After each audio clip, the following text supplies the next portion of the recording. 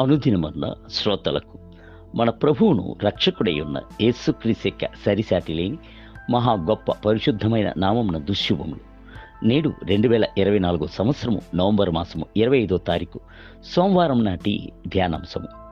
ప్రాణము ఒక యుద్ధ రంగము. పాపము వలన వచ్చు జీతము మరణము, అయితే దేవుని కృపావరము మన ప్రభు అయిన యేసుక్రీస్తునందు నిత్య జీవము. రోమిల్కి రాసిన పత్రిక 6వ అధ్యాయం 23వ వచనం. పాపము చేయువాని ప్రాణమే మానమునందును. ఏస్కేల్ గ్రంథము 18వ అధ్యాయము 20వ వచనం. ఒక మనుషుని యొక్క శరీరము నశించిపోయినను నశించక నిత్యముగా నిల్చుచున్నది అతని యొక్క ప్రాణమే. ప్రాణము అమూల్యమైనది.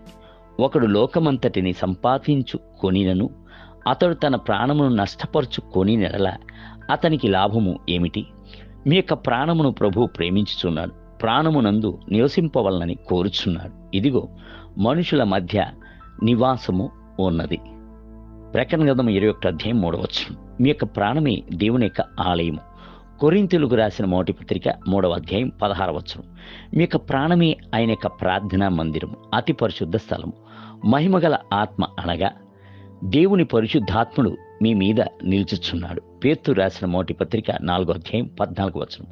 అంత మాత్రమే కాదు, క్రీస్తు మహిమ నిరీక్షణ అయి మీలో నివసించి ఉన్నాడు. కొలొస్సీయులకు రాసిన పత్రిక 1వ అధ్యాయం 27వ వచనం. అయితే సాతాను అట్టి ప్రాణమును తన వైపునకు ఈడ్చుకొనుటకు యుద్ధము చేయుచున్నాడు. దేవునికి విరోధముగా పాపము చేయునట్లు చేసినట్లయితే మీలోనికి వచ్చి నివసించవచ్చును అని సాతాను తలంచుచున్నాడు. పలు రకములైన పాపపు ఇచ్చలను, లోకపు క్షణికమైన సుఖములను చూపించుచున్నాడు. అనుభవించు రాజా, అనుభవించు అని పిలుచుచున్నాడు. పాపము వచ్చినట్లయితే మీకును దేవునికిని మధ్య ఉన్న సంబంధము విరవబడును. పాపము ఒక అడ్డుగోడగా మారి దేవుని యొక్క ముఖమును మరుగు చేయును అను సంగతిని అతడు ఎరుగును. బైబిల్ గ్రంథము సెలవిచ్చుచున్నది, మీ దోషములే మీకును మీ దేవునికిని అడ్డముగా వచ్చెను, మీ పాపములే ఆయన ముఖమును మీకు మరుగుపరిచెను గనుక ఆయన ఆలకింపకున్నాడు. యెషయా గ్రంథము 59వ అధ్యాయం 1 మరియు 2 వచనములు. ప్రాణములో జరుగుచున్న యుద్ధము పాపమునకును పరిశుద్ధతకును జరుగుచున్న యుద్ధమై ఉన్నది. సాతాను అశ్లీలతలను, సినిమాలను, నాటకములను, క్షణికమైన సుఖములను, మత్తు పదార్థములను, ఇచ్చలను శోధ అడుగుటియు మొదలుగు వాటిని దేవుని బిడ్డలకు విరోధముగా తీసుకుని వచ్చి వలను విరుచుచున్నాడు. అయితే ప్రభు పాపమును సాతానును జయించుటకు తన యొక్క రక్తమును మనకు కుమ్మరించి ఇచ్చి ఉన్నాడు. లేఖన వాక్యములను ఇచ్చి ఉన్నాడు. ప్రార్థనిక ఆత్మను ఇచ్చి ఉన్నాడు.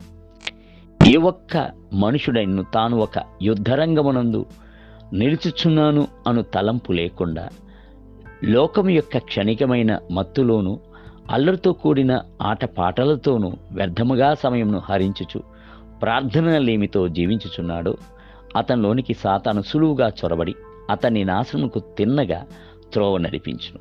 బైబిల్ గ్రంథము సెలవిచ్చుచున్నది, ప్రతివాడును తన స్వకీయమైన దురాశ చేత ఏడ్వబడి మరలు గొల్పబడిన వాడే శోధింపబడును.